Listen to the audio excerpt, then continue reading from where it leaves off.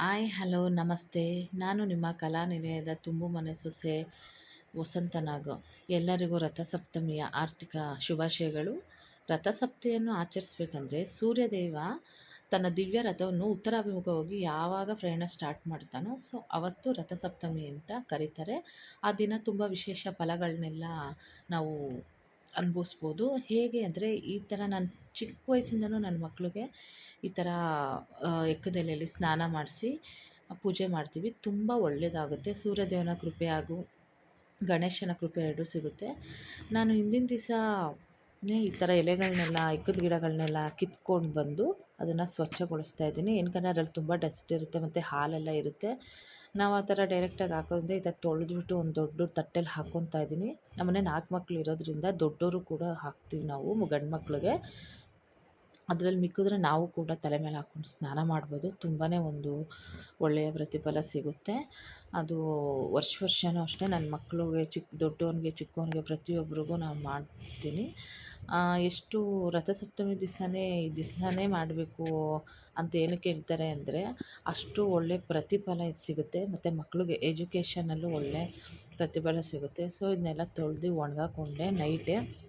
ಅದಾದಮೇಲೆ ಮಕ್ಕಳಿಗೆ ಓದ್ಸೋಕ್ಕೆ ರೂಮ್ಗೆ ಹೋಗ್ತೀನಿ. ರೂಮ್ಗೆ ಹೋದಾಗ ನಾನು ಎಕ್ಕದೆಲೆ ಕಿತ್ಕೊಬಂದ್ನಲ್ಲ ಆವಾಗಲೇ ಹೂವನೂ ಕಿತ್ಕೊಬಂದಿದ್ದೆ.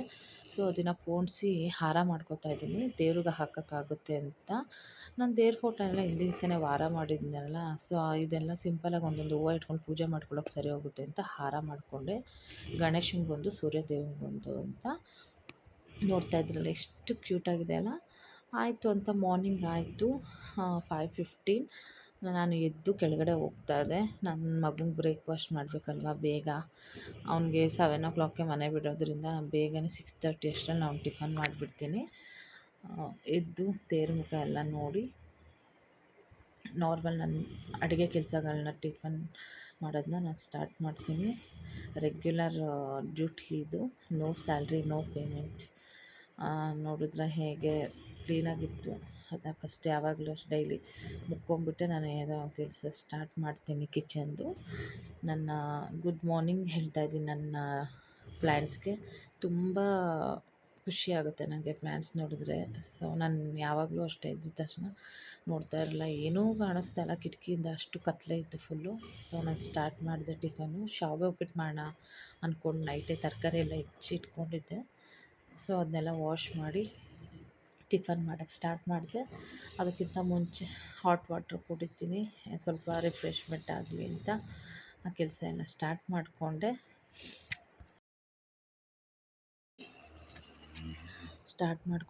ಎಲ್ಲ ವಾಶ್ ಮಾಡಿ ಇಟ್ಕೊಂಡ್ಬಿಡ್ತೀನಿ. ನೈಟೇ ಫುಲ್ ಹೆಚ್ಚಿಟ್ಕೊಂಡಿರ್ತೀನಿ ತರಕಾರಿನ, ಆನಿಯನ್ಸ್ ಸಿಪ್ಪೆನೇ ಇಲ್ಲ. ಸೊ ಆಯಿತು ಅಂದ್ಬಿಟ್ಟು ಎಲ್ಲ ಮಾರ್ನಿಂಗ್ ಬೇಗ ಮಾಡ್ಕೊತೀನಿ. ನಿಜವಾಗ್ಲೂ ಎಷ್ಟು ಕೆಲಸ ಇರುತ್ತೆ ಅಂದರೆ ಅವಾಗ ಬೇಡ. ನಿಜವಾಗ್ಲೂ ಮಾರ್ನಿಂಗು ಒಂದು ಹೆಂಗಸ್ರಿಗೆ ನಾರ್ಮಲಿ 10 ಕೈ ಆಗುತ್ತೆ ಅಂತಲೇ ಅಂದ್ಕೋಬೋದು ಮಾರ್ನಿಂಗ್ ಹೊತ್ತು. ಅಷ್ಟು ಕೆಲಸ ಇರುತ್ತೆ. ಸೊ ಗ್ಯಾಸ್ ಹೆಚ್ಚಿರೋಂಥ ತರಕಾರಿಗಳನ್ನ ಬೇಯಕ್ಕಿಟ್ಟೆ ಒಂದು ಕಡೆ ಉಪ್ಪು ಹಾಕಿ. ಅದಾದಮೇಲೆ ಕ್ಯಾಟಲಿಂದ ನೀರು ಬಿಸಿಗಿಟ್ಟು ನಾನು ಒಂದು ಚೆಂಬು ಹಾಕ್ಕೊಂಡೆ. ನನ್ನ ಮಗನಿಗೇನು ಅಷ್ಟೇ ಹಾರಕ್ಕೆ ಇಟ್ಬಿಡ್ತೀನಿ, ಆಮೇಲೆ ಕುಡ್ಸೋಕ್ಕೆ ಸರಿ ಹೋಗುತ್ತೆ ಅಂತ. ಅದಾದಮೇಲೆ ಅವ್ನು ಡೈಲಿ ತುಂಬ ಕೋಲ್ಡ್ ಇರೋದ್ರಿಂದ ಈ ವಿಂಟರು ಸ್ಪ್ರಿಂಗಲ್ಲೆಲ್ಲ ನಾನು ಅವ್ನಿಗೆ ಹಾಟ್ ವಾಟರೇ ಹಾಕಿ ಕಳಿಸ್ಬಿಡ್ತೀನಿ. ಬಿಸಿನೀರನ್ನ ಹಾಕಿಟ್ಬಿಟ್ಟು ಸ್ವಲ್ಪ ಕುಟ್ಬಿಟ್ಟು ಒಂದು 2 ನಿಮಿಷನೂ ರೆಸ್ಟ್ ಮಾಡಲ್ಲ, ಕುಡಿತೀನಿ. ಬಿಸಿ ನೀರು ಕುಡಿದ್ಬಿಟ್ಟು ನೆಕ್ಸ್ಟ್ ಸ್ಟಾರ್ಟ್ ಮಾಡ್ತೀನಿ.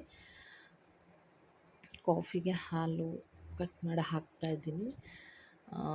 ಏನೋ ಒಂಥರ ಮಾರ್ನಿಂಗ್ ಎಷ್ಟು ಬೇಗ ಟೈಮ್ ಹೋಗುತ್ತೆ ಅಂದರೆ 5:30ಇಂದ 6:30 7 o'clockವರೆಗೂ ಟೈಮ್ ಹೋಗೋದೇ ಗೊತ್ತಾಗಲ್ಲ. ಅಷ್ಟು ಫಾಸ್ಟಾಗಿ ಟೈಮ್ ಹೋಗಿಬಿಡುತ್ತೆ ನಮಗೆ.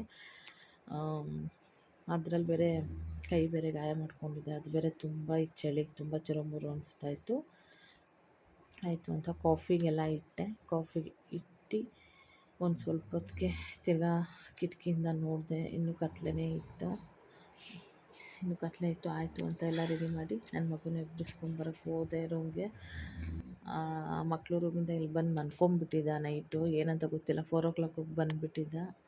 ಸೊ ಪಾಪ ಎಲ್ಲ ಮಕ್ಳಿಗೂ ಬೇಗ ಎದ್ದೇಳೋ ಮಕ್ಳಿಗೆ ತುಂಬ ಕಷ್ಟ ಈ ವಿಂಟರಲ್ಲಿ ನೋಡ್ತಾ ಇದ್ದೀರಲ್ಲ. ಅಲ್ಲಿಂದ ಮಗುಗೆ ಸ್ನಾನ ಮಾಡ್ಸೋಕೆ ಬಂದೆ. ಅವ್ನು ತುಂಬ ಶೈ ಮಾಡ್ಕೊತಾ ಇದ್ದ. ಅಮ್ಮ ರೆಕಾರ್ಡ್ ಮಾಡಬೇಡಮ್ಮ ಎಲ್ಲ ನೋಡ್ತಾರೆ ಯೂಟ್ಯೂಬಲ್ಲಿ.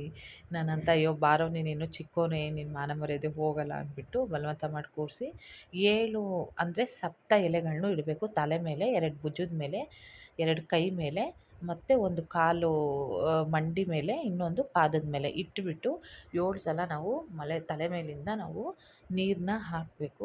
ತುಂಬಾ ಅದು ಪ್ರತಿಫಲ ತುಂಬ ಒಳ್ಳೆಯದಾಗುತ್ತೆ.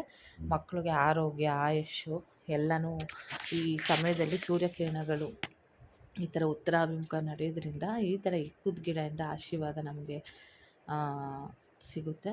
ಮತ್ತು ಇದು ಮಾಡ್ಬೇಕಾದ್ರೂ ಅಷ್ಟೇ ದೇವ್ರದ್ದು ಸೂರ್ಯದೇವಾಯ ನಮಃ ಅಂತ 7 ಸಲ ಹೇಳ್ಬೇಕು.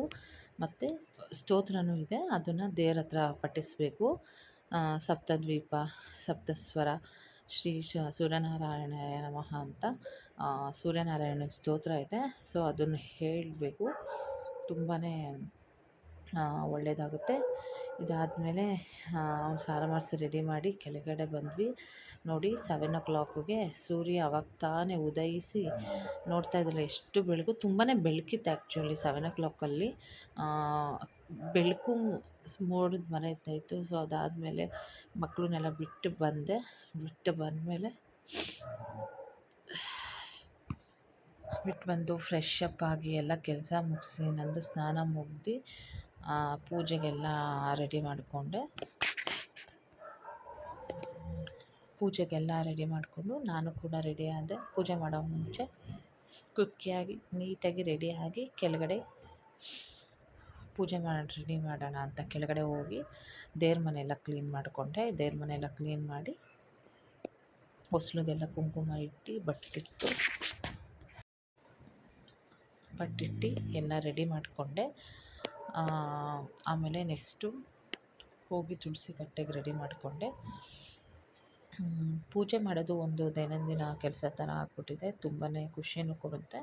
ಅದಾದಮೇಲೆ ನಮ್ಮ ಬೃಂದಾವನ ತುಳಸಿ ಕಟ್ಟೆಗೆ ಬಂದು ಅಲ್ಲೂ ಕೂಡ ಕುಂಕುಮ ಎಲ್ಲ ಇಟ್ಟು ರಂಗೋಲಿ ಇಟ್ಟು ಪೂಜೆ ಅದಕ್ಕೂ ಕೂಡ ಅಲಂಕಾರ ಎಲ್ಲ ಮಾಡಿಬಿಟ್ಟು ನಾನು ನೆಕ್ಸ್ಟು ವಾಸ್ತು ಗಿಡದ ಹತ್ರ ಬಂದು ವಾಸ್ತು ಗಿಡಕ್ಕೂ ಕೂಡ ಇಟ್ಟೆ.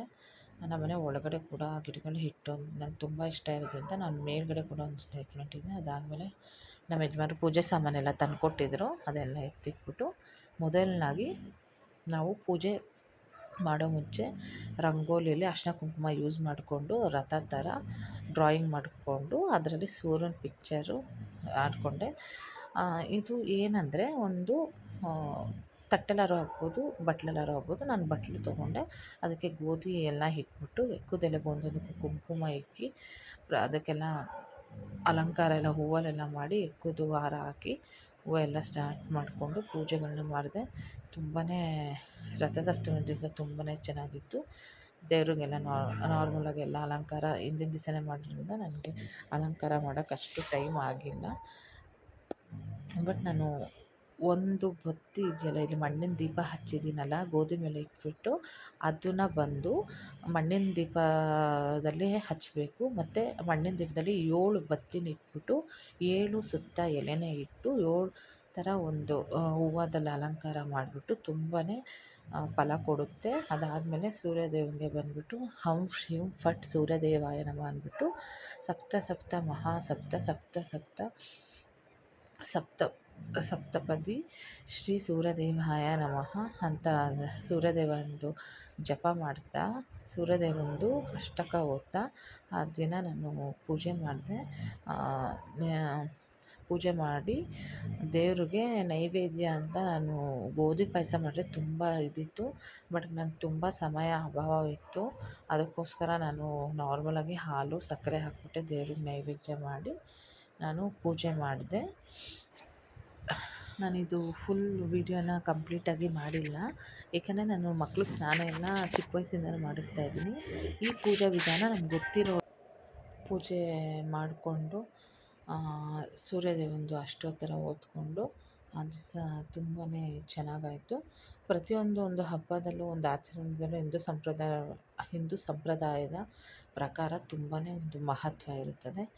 ಅದರಲ್ಲೂ ಒಂದು ಚಿಕ್ಕ ಚಿಕ್ಕ ಒಂದು ಪೂಜೆ ನಮಗೆ ಖುಷಿ ಕೊಡುತ್ತೆ. ಹೀಗೆ ನನಗೆ ಯಾರೋ ಗೊತ್ತಿರೋದ್ರಿಂದ ನಾನು ಈ ಥರ ನೋಡಿ ಮಾಡಿರೋದು, ನನಗೂ ಮುಂಚೆ ಗೊತ್ತಿರಲಿಲ್ಲ.